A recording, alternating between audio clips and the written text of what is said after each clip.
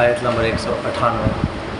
اعوذ باللہ من الشیطان الرجیم، بسم اللہ الرحمن الرحیم۔ لیس علیکم جناح ان تبتغوا فضلا من ربکم فإذا أفضتم من عرفات فاذكروا الله عند المشعر الحرام واذكروه كما هداكم وإن كنتم من قبله لمن الضالين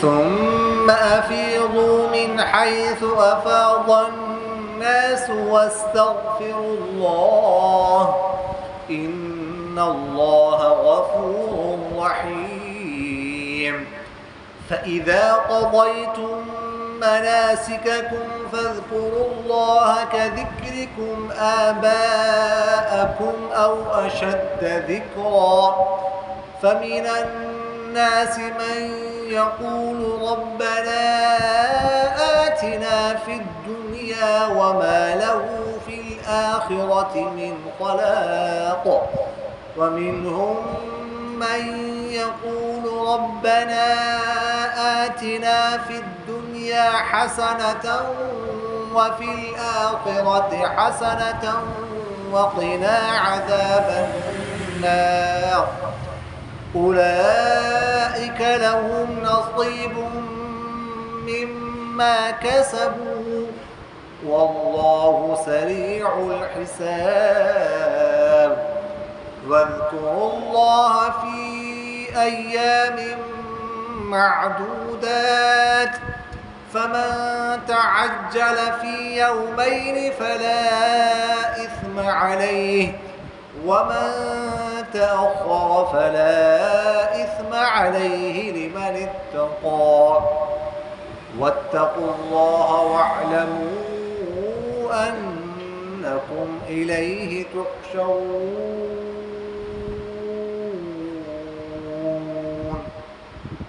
صدق الله العظيم۔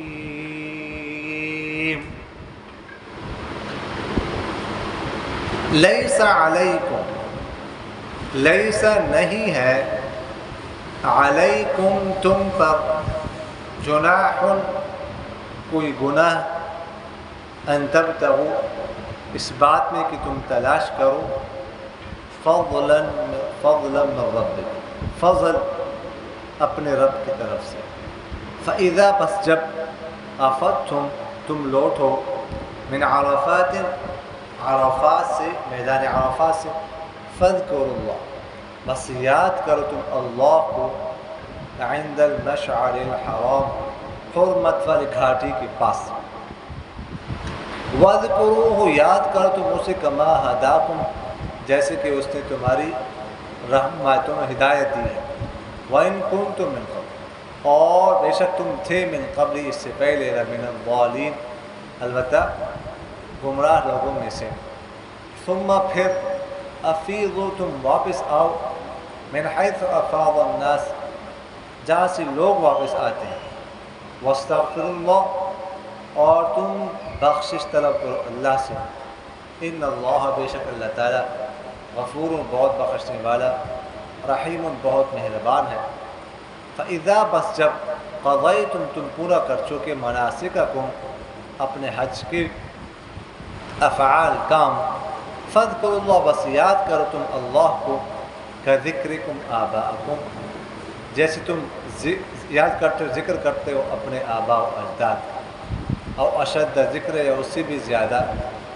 ذکر، فمن الناس بس بعض لوگوں میں سے وہ ہیں، من یقول جو کہتے ہیں، ربنا اے ہمارا رب، آتنا دے دے ہمیں، فی الدنیا دنیا میں، وما لہ اور نہیں ہے اس کے لیے، فی الآخرت آخرت میں، من خلاق کوئی حصہ، ومنہم اور ان میں سے بعض وہ ہیں، من یقول جو کہتے ہیں، ربنا اے ہمارے رب، آتنا دے دے ہمیں فی الدنیا دنیا میں حسنۃ بھلائی، وفی الآخرۃ حسنہ اور آخرت میں بھی حسنۃ بھلائی، وقنا اور بچا دے ہمیں عذاب النار آگ کے عذاب سے۔ اولئک یہی لوگ ہیں لہم نصیب ان کے لیے حصہ ہے مما اس میں سے کسبو جو انہوں نے کمایا، واللہ اللہ تعالیٰ سریع الحساب تیز حساب لینے والا ہے۔ واذکروا اللہ اور تم یاد کرو اللہ کو فی ایام معدودات کچھ گنتی کے دنوں میں، فمن تعجل بس جو شخص جلدی چلا جائے فی یومین 2 دنوں میں فلا اثم علی تو کوئی گناہ نہیں اس پر، ومن تاخر اور جو ٹھہر جائے فلا اثم علی تو کوئی گناہ نہیں اس پر، لمن یہ وہ شخص کے لیے اتقا جو تقوی اختیار کرے۔ واتقوا اللہ تم اللہ سے ڈرو، واعلموا اور جان لو انکم کہ بے شک تم لوگ الیہ اس اللہ کی طرف تحشرون جمع کیے جاؤ گے۔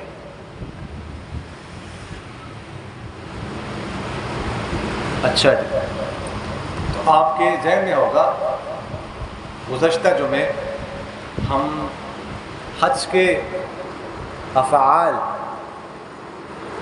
حج کے احکام کے بارے میں گفتگو عرض کر رہے ہیں۔ وہی سلسلہ جو ہے آج بھی اسی کے بارے میں جو گفتگو کی جائے گی۔ تو زمانے جاہلیت میں اسلام لانے سے پہلے لوگ جو ہے نا وہ حج کرتے تھے، لیکن وہ حج کے دنوں میں تجارت کرتے تھے، بلکہ مینا میں جو ہے نا وہ بازار لگتے تھے ان کے ان دنوں میں، تو گویا کہ اصل مقصود جو ہے ان کی تجارت ہوتی تھی اور ساتھ حج بھی کر لیتے تھے۔ تو یہ جب اسلام آیا تو اسلام نے جو ہے نا وہ اس پر پابندی لگائی کہ یہ جو ہے نا اس طرح کے کام بازار تم لگاتے ہو اور اصل مقصود جو ہے وہ تجارت ہو، حج نہ، ٹھیک۔ بلکہ ایک صاحب عبداللہ بن عمر رضی اللہ عنہ کے پاس آئے، وہ کہنے لگے کہ ہم تو شروع سے لوگوں کو اونٹ دیتے ہیں کرائے پر، چلاتے ہیں کو لے جاتے ہیں، تو کیا یہ ہمارے لیے جائز ہے کہ جائز نہیں؟ تو عبداللہ بن عمر رضی اللہ عنہ نے فرمایا کہ اس طرح سوال آپ صلی اللہ علیہ وسلم سے بھی ایک شخص نے کیا تھا، تو آپ صلی اللہ علیہ وسلم نے فرمایا کہ اس میں کوئی حرج نہیں، جیسے تم کر سکتے ہو۔ تو اللہ تعالیٰ نے آیت نازل فرمائی لیس علیکم جناح ان تبتغوا فضلا من ربکم، کہ تم کا کوئی گناہ نہیں ہے اگر تم حج کے دنوں میں کوئی اللہ کا فضل تلاش کرو، یہ کوئی تجارت بھی کرو، بزنس بھی کرو تو یہ کر سکتے ہو، اس میں کوئی حرج نہیں، اس میں حج میں فرق نہیں آتا۔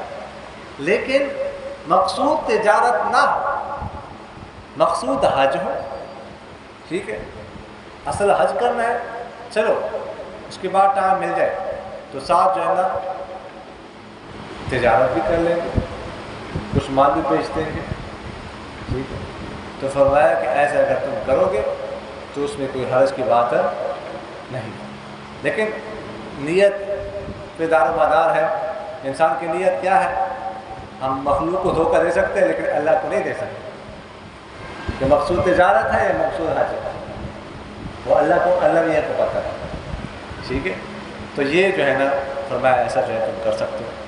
فَإِذَا أَفَضْتُم مِّنْ عَرَفَاتٍ فَاذْكُرُوا اللَّهَ عِندَ الْمَشْعَرِ الْحَرَامِ وَاذْكُرُوهُ كَمَا هَدَاكُمْ۔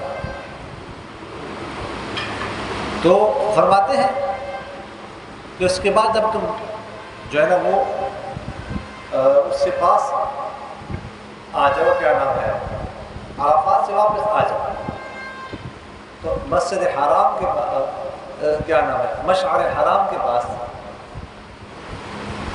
اللہ کا ذکر کرو، جیسا کہ اللہ نے تمہیں ہدایت دی۔ یعنی نو عرفہ میدان عرفات میں جانا، اس کو عرفات کیوں کہتے ہیں؟ عرفت کا معنی ہوتا ہے پہچاننا، تو چونکہ اس میں بھی جو ہے نا اللہ کا ذکر کر کے اللہ کی معرفت حاصل ہو جاتی ہے، وہاں پر لوگ اللہ کا ذکر کرتے ہیں۔ ذکر کرنا چاہیے، عبادت کرنی چاہیے، فضول باتوں میں وقت ضائع نہیں کرنا چاہیے۔ بہت قیمتی وقت، کتنا قیمتی وقت، قیمتی لمحات ہوں گے وہ عرفات میں، تو ضائع نہیں کرنا چاہیے۔ اور کھڑے ہو کر عبادت کرنا مستحب ہے، کھڑے ہو کر عبادت کرنا، بیٹھ کر بھی کرے، تلاوت کرے، دعاؤں کا اہتمام کرے اور وظائف کریں، تو یہ کر سکتے ہیں۔ تو اس وجہ سے اس کو میدان عرفات کہتے ہیں، اللہ کے معرفت۔ یا بعض حضرات نے فرمایا کہ چونکہ یہاں پر پوری دنیا سے لوگ جمع ہو جاتے ہیں، ایک دوسرے کا تعارف ہو جاتا ہے، تو اس وجہ سے اس کو میدان عرفات۔ میدان عرفات جو ہے اس کے بعد آپ صلی اللہ علیہ وسلم فرمایا عرفات كلها موقف الا بطن عمرہ، تو میدان عرفات سارا کا سارا یہ وقوف ہے، موقف یہاں پر وقوف کر سکتے ہو، مگر بطن عمرہ ایک جگہ ہے اس میں وقوف نہیں کر سکتے۔ بطن عمرہ میدان عرفات وہ حرم شریف میں داخل، باقی میدان عرفات حرم سے باہر، یہ جہاں پر مسجد نمرہ بنی ہوئی ہے یہاں پر بطن عمرہ ہے۔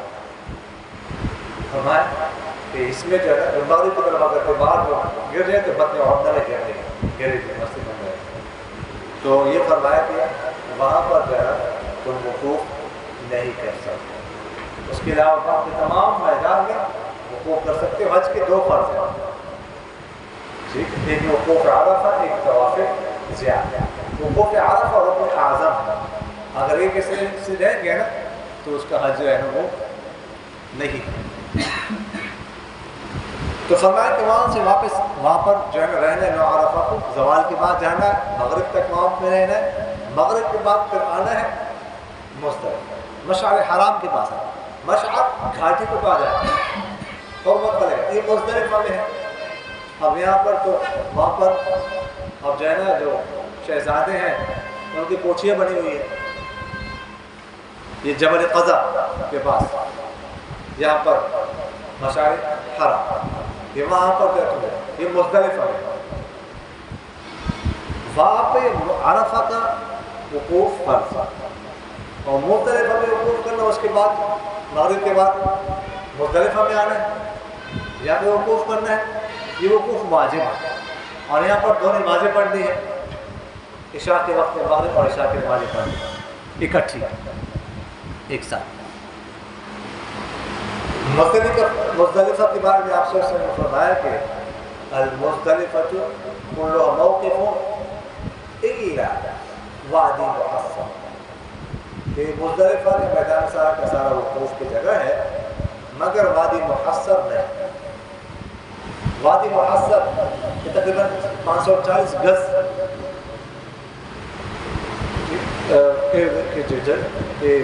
جو ہے نا مقدار میں ایک جگہ ہے، اس میں وقوف نہیں کر سکتے، باقی جگہ پر وقوف کر سکتے۔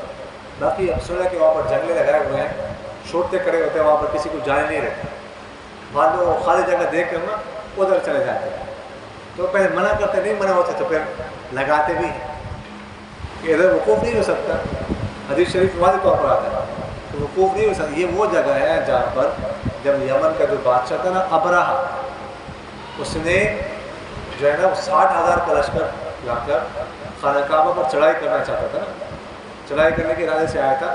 یہاں پر جب پہنچا تھا اس وادی محصر میں، تو یہاں پر ابابیل پرندے جو ہے نا پرندوں کو بھیجا تھا اللہ تعالیٰ نے، وہ مسور کی دال کے برابر کنکر ایک چونچ میں، ایک پنجے میں، ایک دوسرے پنجے میں، تو تین کنکر جو لے کے اوپر سے انہوں نے گرائے تھے ایٹم بم، وہ اسی جگہ پر وادی محصر ان کو اللہ تعالیٰ نے ہلاک کیا تھا۔ تو فرمایا یہاں پر وقوف نہیں کر سکتے، اس کے علاوہ باقی جو ہے نا وہ وقوف کر سکتے ہیں۔ تو فرمایا کہ مشعر حرام کے پاس تم وقوف کرو، وَاذْكُرُوا كَمَا هَدَاكُمْ، اور اللہ کا ذکر کرو مشعر حرام کے پاس، اور ایسا ذکر کرو جیسے تم اللہ تعالیٰ نے تم ہدایت کی۔ اس میں اس طرف بھی اشارہ ہے کہ جیسے تمہیں اللہ تعالیٰ نے ہدایت کی ہے کہ مغرب اور عشاء کی نمازوں کو اکٹھا پڑھنا عشاء کے بعد، ایسے ٹائم لگ جاتا ہے ادھر سے حرم کے میدان عرفہ اور مزدلفہ کے درمیان اتنا فاصلہ نہیں ہے، 4-5 کلومیٹر کا فاصلہ ہے، لیکن ٹائم بہت لگتا ہے۔ آج ایک بندہ بتا رہا تھا کہ ہم بس میں 5 گھنٹے 6 گھنٹے لگے تھے، رش ہوتا ہے نا فاضل، لیکن وہ کہہ رہے تھے ہم خوش تھے وہاں پر کہ بس میں ایسے لگا ہوا تھا۔ ٹھیک ہے، تم نے کہا جانا تو ویسے جانا ہے تو پہلے جو ہے گرمی ہے، نیچے اتر نہیں سکتے، اتنی بہت گرمی تھی ادھر، رش بھی بہت تھا، تو کئی سال بعد آج ہوا تھا، تو ہم خوش تھے تسلی سے جو ہے نا بس رک کے جا رہی تھی، تو 6 گھنٹے میں لگے، تو رات 12 بجے پڑتی ہے، تو اس وقت پہ عشاء کی نماز پڑھیں گے، مغرب اور عشاء دونوں کی نماز پڑھیں گے۔ تو کما ہلاکم سے اشارہ ہے کہ تم نے دونوں نمازوں کو اکٹھا پڑھا، عام حالات میں تم کا نمازوں کو اکٹھا نہیں پڑھ سکتا، لیکن وہاں پر اللہ کا حکم ہے وہاں پر پڑھنا ہے۔ اور اس میں اس طرف بھی اشارہ کیا کہ اپنی طرف سے عبادتیں نہیں گھڑنے تم، کہ وہاں پر تم نئے نوافل نکالو کہ دے اتنی دفعہ تم کرسی پڑھو تو اتنی دفعہ اخلاص پڑھو تو یہ پڑھو تو وہ پڑھو، یہ نماز شروع کرو، نہیں، جو شریعت میں ہے وہ کام کرنا ہے، اپنی طرف سے جو ہے کوئی اضافہ اس میں نہیں کرنا۔ تو فرمایا وَإِن كُنتُم مِّن قَبْلِهِ مِنَ الضَّالِينَ، اور اس سے پہلے تم تھے گمراہ تھے، ناواقف تھے، تمہیں کچھ پتہ نہیں تھا۔ ثم افیضوا من حیث افاض الناس واستغفروا، تو وہاں سے آؤ جہاں سے لوگ آتے ہیں۔ جو قریش تھے نا، قریش مکہ مکرمہ کے رہنے والے، حج میں زمانے جاہلیت میں ظاہر ہے کہ اطراف سے لوگ آتے تھے، تو قریش کیا کرتے تھے، باقی لوگ تو عرفات میدان عرفہ چلے جاتے تھے، عرفات وقوف عرفہ کرتے تھے، تو قریش مزدلفہ میں ٹھہرتے تھے، عرفات میں نہیں جاتے تھے، میدان عرفہ۔ کہ میں نے آپ سے عرض کیا تھا کہ میدان عرفہ حدود حرم سے باہر، مزدلفہ حدود حرم کے اندر، تو وہ کہتے تھے نا کہ نہیں، ہم تو حدود حرم سے باہر نہیں نکلیں گے، نحن قتیل اللہ، ہم اللہ کے پڑوسی ہیں، ہم یہاں سے باہر نہیں نکلیں۔ باقی لوگ جاتے تھے نہیں جاتے، اپنے طرف سے بنائے ہوئے، لیکن تکبر کی علامت ہے۔ تو اللہ تعالیٰ نے فرمایا ثم افیضوا من حیث افاض الناس، جہاں سے لوگ واپس آتے تم بھی وہاں سے آؤ، ٹھیک ہے، یہ میدان عرفہ جاؤ، اس کا وقوف کرنا جیسے میں نے آپ سے عرض کیا یہ ضروری ہے، اور یہ سب کے لیے ہے، اس میں کسی قسم کا کوئی استثناء جو ہے وہ نہیں ہے، اور یہ تکبر کے طور پر جو ہے وہ ایسا کرتے تھے کہ ہم تو بڑے لوگ ہیں وہ تو ادھر سے نہیں لکھیں گے۔ تو اللہ تعالیٰ نے یہ فرمایا ایسے واستغفر اللہ، اللہ سے بخشش طلب کرو، بہت بخشنے والا اور بہت مہربان، یعنی حج کا ذکر کیا لیکن ساتھ کا اللہ سے بخشش بھی طلب کرو۔ حج کر کے یہ نہ سمجھو کہ میں تو حاجی صاحب بن گیا، میں تو بہت بڑا بزرگ بن گیا، ٹھیک ہے، اب میرے تو گناہ معاف ہو گئے، اب بس میں جو کرنا چاہوں تو میرے لیے حلال ہو گئے، کوئی مسئلہ نہیں ہے، اب لوگ مجھے حاجی صاحب کہیں، لوگ میرا احترام کریں، لوگ مجھے بزرگ سمجھیں۔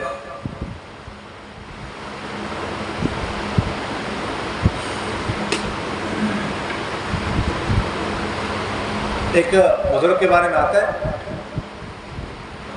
کہ وہ کے بارے میں آتا ہے کہ حج سے پہلے وہ نہ اپنے اوپر ایک نور سا محسوس کرتے تھے ہر وقت،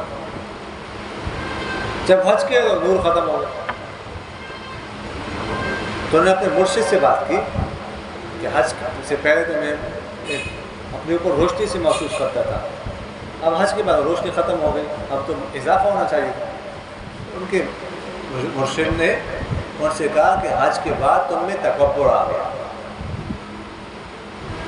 تو پہلے تم میں تھی آج تواضع، وہ روشنی تھی، اب حج کے بعد تکبر وہ روشنی ختم ہو، بجائے کہ تم جو ہے نا وہ اصلاح کرتا اپنی تو بگڑ گیا۔ تو بعض حضرات حج کے بعد بگڑ جاتے، اپنے کیا سمجھنے لگتے اپنے آپ، تو یہ بہت خطرناک، یہ نہیں ہونا چاہیے۔ वस्तग़फ़िर अल्लाह से बख्शत। ये सब मैंने हज किया।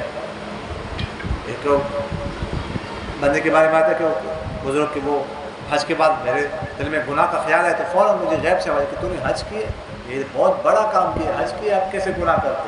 अब तो मज़ीद गुनाहों से बचना चाहिए, मज़ीद जो आप वो आज जाने चाहिए। फ़इज़ा क़ज़य्तुम मनासिककुम फ़ज़्कुरुल्लाह कज़िक्रिकुम आबाअकुम औ अशद्द ज़िक्र। फरमाया कि जब तुम अपने हज के अफ़आल कर चुको तो अल्लाह को याद करो जैसे कि तुम अपने आबा अजदाद को याद करते हो, या उससे भी ज़्यादा अल्लाह को याद करो। अच्छा, ये ज़माने जाहिलियत में क्या करते थे मुशरिक? हज से फारिग होने के बाद ना मीना में इनके मजलिसें लगती थी, मुशावरे होते थे, अपने आबा अजदाद का जिक्र करते थे। हमारा बाप तो ऐसा था, दादा तो ऐसा था, हमारा कबीला तो ऐसा है वैसा है। बल्कि हज के जब आते थे ना मुख्तलिफ कबाइल, तो अपने साथ शुआरा लाते थे, हर कबीले का शायर होता था, वो अशआर बयान करता था, अपने कबीले की तारीफ़ करता था। और किसी कबीले में शायर ना होता तो उसके लिए बहुत आयब की बात समझे जाती थी कि उस कबीले में शायर नहीं। उसमें शेर व शायरी का बड़ा रिवाज था, ठीक है। तो वो शुआरा बैठ कर झूठी तारीफ करते, झूठ बना। तो अल्लाह ताला ने फरमाया अल्लाह को याद कर, अपने आबा अजदाद को याद करने के बाद अल्लाह को याद कर। और जैसे अपने आबा अजदाद का जिक्र करते हैं, अल्लाह का जिक्र ऐसे करो, इससे बढ़कर जो है वो अल्लाह का जिक्र करना चाहिए। तो आजकल अगरचे लोग ऐसे तो नहीं करते, हाँ पहले भी ऐसे होते थे, आजकल अगरचे उन दिनों में लोग ऐसे तो नहीं करते, लेकिन वक्त बहुत ज़ाया करते हैं। बात वो तो जाके वक्त को कीमती बनाना चाहिए, फजूल बातों में ज़ाया करना, गपशप को ज़ाया करना, वो गाल में ज़ाया करना, इससे बचना। हाँ, शैतान के साथ सेल्फी, इसको एजाज़ समझेगा, ठीक है। तो ये जो है इससे बचना चाहिए। तो फरमाए अमिनन नास मन यक़ूलु रब्बना आतिना फ़िद दुनिया व मा लहु फ़िल आख़िरति मिन ख़लाक़। और बाद लोग क्या करते थे वहाँ पर, बाद लोग ऐसा करते थे कि दुआ मांगते थे ना, तो बस अपने लिए दुनिया मांगते रहो, दुनिया मुझे ये दे दो, मुझे वो दे दो, मेरे औलाद को ये दे दो, वो दे दो, ये चाहिए मुझे, वो दुनिया। तो अल्लाह ताला ने फरमाया कि जो ऐसा करते हैं दुनिया मांगते हैं, और उनका आखिरत में कोई ऐसा नहीं है, आखिरत में कोई ऐसा नहीं होगा। ठीक है, दुनिया तो मिल जाएगी लेकिन आखिरत में तो कोई ऐसा नहीं होगा। आजकल के अक्सर लोग अल्लाह ताला से दुनिया मांगते हैं, मुझे ये दे दो, मुझे वो दे दो, मुझे औलाद दे दो, मुझे पैसे दे दो, मुझे कोठी दे दो, मुझे गाड़ी दे दो, मुझे जॉब मुलाजमत दे दो, मुझे कारोबार दे दो। अगर कोई दीन की दुआ हो ना, उसमें भी दुनिया की गरज हो। किसी बुजुर्ग के पास जाना है ना, दुनिया की गरज हो, बुजुर्ग के पास जाएंगे, वज़ारत क्या मांगते हो? दुनिया जी, मुझे कारोबार का वजीफ़ा दे दो, मुझे औलाद का वजीफ़ा दे दो, मुझे फला चीज़ का वजीफ़ा दे दो। लेकिन आखिरत की तो फिक्र नहीं, इस्लाह की फिक्र नहीं है। बुजुर्गों से दुआ करें, मुझे गुनाहों से अल्लाह से दुआ मांगो, मुझे गुनाहों से अल्लाह ताला बचाए, मुझे कोई वजीफ़ा दे गुनाहों से बचे, गुनाहों के मौके से बचे, मुझे भी ऐसा अमल में मैं अपनी इस्लाह कर सकूँ, दिल में अल्लाह की मोहब्बत डाल सकूँ, दिल से अल्लाह की मोहब्बत निकाल, मुझे दुआ करे अल्लाह ताला दीन के लिए मुझे कबूल फरमाए, पूरे आलम में दीन की खिदमत करो, अपने आखिरत के लिए, अपने औलाद के आखिरत के लिए, अपने अमाल की पाकीज़गी के लिए, ठीक है, और गुनाहों से बचने के लिए, नेक अमाल करने के लिए, अमाल की तरक्की के लिए ये दुआएं मांगनी चाहिए। तो फरमाया कि ऐसा शख्स जो है ना, उसका आखिरत में कोई हिस्सा नहीं होगा। मिनहुम मन यक़ूलु रब्बना आतिना फ़िद दुनिया हसना व फ़िल आखिरति हसना व क़िना अज़ाबन नार। और फरमाया बाद लोग ऐसे हैं कि जो अल्लाह से ये मांगते हैं कि अल्लाह ताला हमें दुनिया में भी भलाई दे और आखिरत में भी भलाई दे, और हमें جہنم آگ کے عذاب سے بچا. ایسے لوگوں کے لیے جو انہوں نے کمایا اس کا حصہ ہوگا. یہ بعض لوگ ایسے بھی ہے کہ جو ہے نا وہ دنیا اور آخرت دونوں کی دعا مانگتے ہیں. دیکھیے گا اس سے معلوم ہوا تو دنیا کے لیے دعا مانگنا یہ کوئی عیب کی بات نہیں ہے. کوئی عیب کی بات انبیاء نے مانگی ہے. ٹھیک ہے. اور اپنے آرائش کے لیے کوئی دعا مانگتا ہے, سہولت کے لیے مانگتا ہے, اس میں کوئی عیب کی بات نہیں ہے. لیکن بس دنیاوی دعا ہی ہو, دنیا مانگنا ہر وقت مقصود اس کو بنائیے نا. اصل تو آخرت کے اپنے اعمال کی دعا کرنی چاہیے, فکر کرنی چاہیے, خاتمے کی فکر کرنی چاہیے. ہاں کبھی کبھار دنیا بھی ساتھ مانگے تو اس میں بھی کوئی حرج نہیں ہے, دنیا مانگ سکتے ہو. تو یہ سمجھتے ہیں کہ دنیا کی دعا اللہ سے مانگنا جائز نہیں ہے, یہ بات غلط ہے, یہ درست ہے. لیکن یہاں پر فرما حسن یعنی بھلائی دا, یعنی دنیا میں دیکھیے بھلائی, آخرت میں بھلائی. دنیا میں تھے بھلائی مطلب ایسا کہ ناجائز کام نہ ہو. دنیا دے دے لیکن اس میں ناجائز نہ ہو, ناجائز کی ملاوٹ نہ ہو, تو اس میں کوئی حرج نہیں ہے. ایسی دعا جو ہے وہ مانگ سکتے ہیں.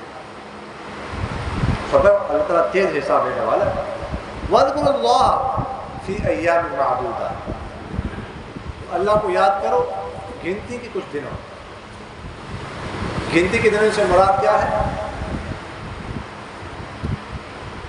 اس سے مراد ایام تشریق ہے. کر کے ایام تشریق میں جو ہے نا وہ کیا کرو, اللہ کو یاد کرتے رہو, تکبیرات تشریق خاص کر پڑھتے رہو. فمن تعجل فی یومین فلا اثم علیہ ومن تأخر فلا اثم علیہ لمن اتقى. اچھا زمانے جاہلیت میں ایسا ہوتا تھا کہ ایک تو حج کا دن ہے 10 الحج ہے, اس کے بعد 11 12 تاریخ. بعض لوگ یہ کہتے تھے کہ بس جو ہے نا وہ 11 اور 12 تاریخ کو ادھر ٹہلنا ہے, رمی کرنی ہے, بس 13 کو نہیں کر سکتا, نہ جائے. بعض لوگ یہ کہتے ہیں کہ 13 کو بھی ٹہلنا ضروری ہے, 13 ذی الحجہ صرف 2 دن ٹہلنا یہ نہ جائے. تو اللہ تعالیٰ نے فرمایا نہیں, ایسی کوئی بات نہیں. 12 کو اگر کوئی چلا گیا تو بھی ٹھیک, اگر 13 کو 13 کے لیے ٹھہر گیا, 13 کو اس نے رمی کی تو بھی ٹھیک. اچھا ایسا ہوتا ہے 10 ذی الحجہ کو, ٹھیک ہے جی, مزدلفہ سے جانا پڑتا ہے مینا کی طرف, لیکن طلوع آفتاب کے بعد فجر اس کے بعد رمی کرنی پڑتی ہے. جمرہ بڑے جمرہ کی صرف رمی کرتی ہے ایک استقباس, ٹھیک ہے, زوال کیا نام ہے طلوع آفتاب کے بعد. یہ کام ایک تو یہ ہوتا ہے رمی کا 10 ذی الحجہ, اور اس کے بعد جو ہے نا وہ دوسرا کام ہے وہ قربانی کا. تیسرا کام ہے سر پہ اسرا وغیرہ پہ آنا, اور چوتھا کام ہوتا ہے طواف زیارت. طواف زیارت بھی فرض ہے, اس میں آپ سے یہ ترتیب اس طرح. 10 ذی الحجہ کو تو صرف ایک رمی کرنی پڑتی ہے. 11 اور 12 ذی الحجہ کو 3 شیطان ہوتے ہیں نا, تینوں کی رمی کرنی پڑتی ہے.